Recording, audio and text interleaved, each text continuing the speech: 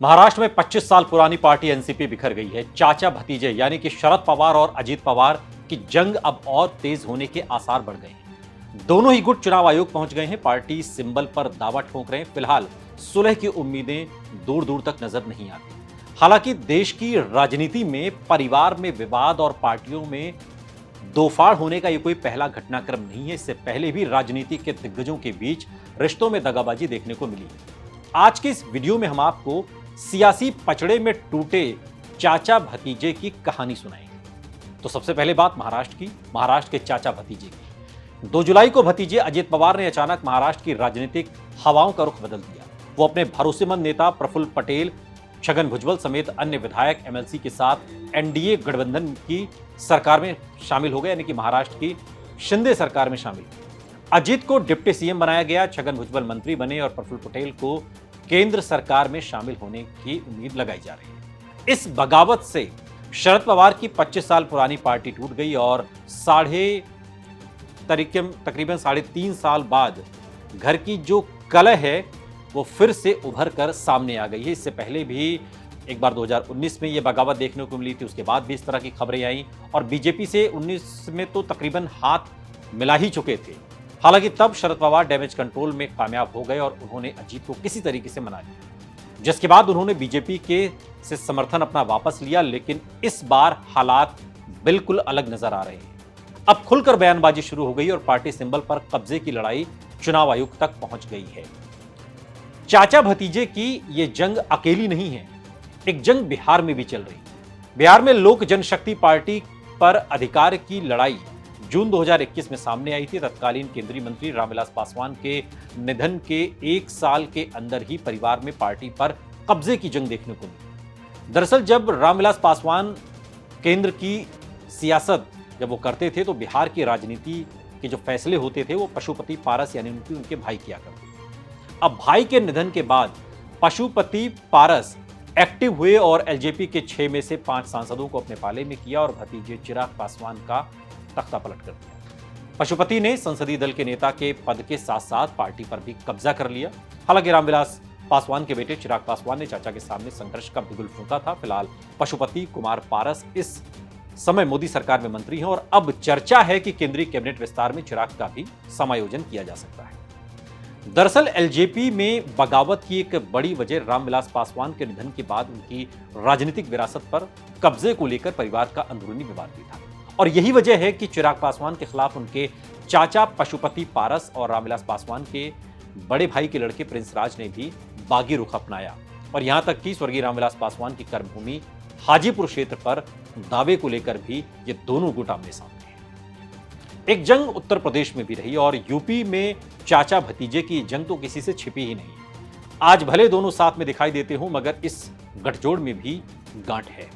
Samajwadi party के संस्थापक दिवंगत मुलायम सिंह यादव की सियासी विरासत पर काबिज होने के लिए चाचा शिवपाल यादव और भतीजे अखिलेश यादव के बीच 2016 के आखिर में जंग छिड़ी थी। दरअसल सपा की कमान जब तक मुलायम सिंह यादव के हाथ में रही तब तक शिवपाल सिंह यादव पार्टी के सर्वेसर्वा रहे। संगठन को लेकर सरकार तक तमाम फैसले शिवपाल सिंह यादव किया करते थे, ये कहा जाता रहा और ऐसे में शिवपाल खुद को मुलायम सिंह यादव का उत्तराधिकारी भी समझ रहे थे। लेकिन मुलायम सिंह यादव ने अपनी सियासी विरासत भाई को देने के बजाय साल 2012 में बेटे अखिलेश यादव को मुख्यमंत्री बनाकर दी थी। शिवपाल ने 2017 के चुनाव से ठीक पहले भतीजे अखिलेश यादव के खिलाफ बगावत का बिगुल फूंक दिया। चाचा भतीजे की लड़ाई घर से सड़क तक आ गई। 30 दिसंबर 2016 को ऐसी भी परिस्थिति बनी कि तत्कालीन अध्यक्ष मुलायम सिंह यादव ने बेटे अखिलेश यादव और चचेरे भाई राम गोपाल यादव को पार्टी से बाहर तक निकाल दिया। वहीं अखिलेश यादव ने अगले 2 दिन के बाद यानी कि 1 जनवरी 2017 को विशेष अधिवेशन बुलाया और जहां मुलायम की जगह अखिलेश यादव को पार्टी का राष्ट्रीय अध्यक्ष चुना गया और शिवपाल को प्रदेश अध्यक्ष पद से हटाया गया। यानी कि वही हुआ जो मुलायम सिंह यादव ने किया था, उसका ठीक उलट। बाद में शिवपाल सिंह यादव ने खुद की प्रगतिशील समाजवादी पार्टी बनाई और ऐसे में मुलायम सिंह यादव कभी भाई के साथ तो कभी बेटे के साथ गाहे बगाहे नजर आते रहे। मुलायम सिंह यादव समेत तमाम करीबी नेता और परिवार भी अखिलेश यादव के साथ ही खड़ा रहा, जबकि शिवपाल के साथ कुछ पार्टी के नेता और परिवार के कुछ लोग आए।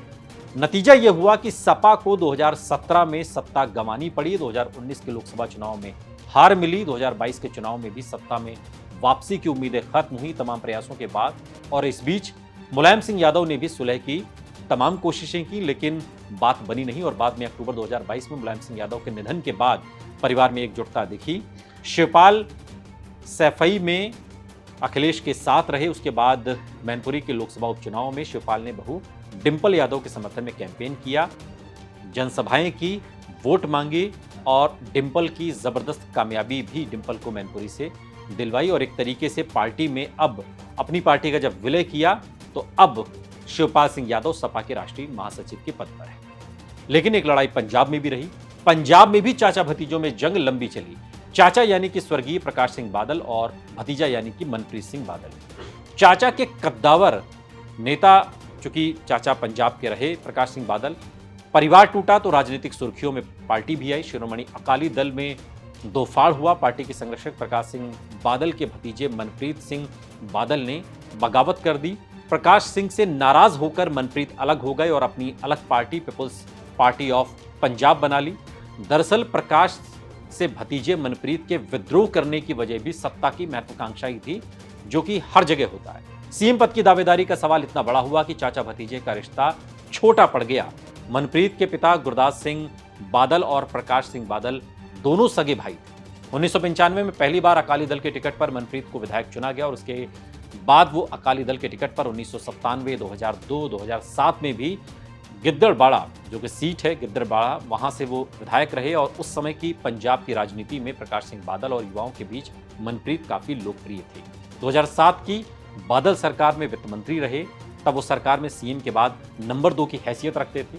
कहा जाता है कि नंबर 2 की हैसियत पर रखने वाले मनप्रीत को जल्दी ही नंबर 1 चूंकि बनना था। मनप्रीत भी प्रकाश सिंह बादल के बाद खुद को पंजाब के सीएम पद के दावेदार समझ रहे थे, लेकिन इस बीच उन्हें भनक लग गई कि चाचा अकाली दल की कमान सुखबीर सिंह बादल के हाथ में सौंपने वाले, और यहीं से ये सारी दूरियां बढ़नी शुरू हो गई। और उसके बाद वही हुआ जो हर जगह बाद में हुआ, चाहे वो महाराष्ट्र में, चाहे उत्तर प्रदेश में, या फिर बिहार का हमने जो एग्जाम्पल दिया पशुपति पारस और चिराग पासवान का, हर तरीके से हुआ। बाद में भटिंडा से मनप्रीत ने चुनाव लड़ा अपनी भाभी हरसिमरत कौर बादल के खिलाफ, और ये चुनाव भी उन्हें हार का यहाँ सामना करना पड़ा। लेकिन ये स्थिति सिर्फ महाराष्ट्र, बिहार, उत्तर प्रदेश तक या पंजाब तक ही सीमित नहीं है। हरियाणा में भी यही हुआ। हरियाणा में भी चाचा और भतीजे की जंग किसी से छिपी नहीं। चाचा यानी कि अभय सिंह चौटाला और भतीजे यानी कि दुष्यंत चौटाला, वहां भी स्थिति कमोबेश ऐसी ही है।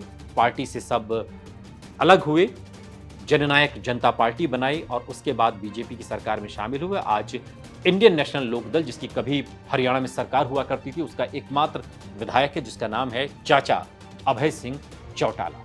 लेकिन आज जिस महाराष्ट्र पर सवाल उठ रहा है, जहां के चाचा भतीजे की कहानी सुनाई जा रही है जंग की, वहां पर एक और किस्सा है, और वो किस्सा है बाला साहब ठाकरे और राज ठाकरे का। ये भी चाचा भतीजे थे और सत्ता के लिए यहां भी जंग। ये वीडियो आपको कैसा लगा कमेंट बॉक्स में हमें जरूर बताइएगा। साथ ही ऐसे और वीडियोस के लिए सब्सक्राइब करिए हमारा यूट्यूब चैनल आज तक।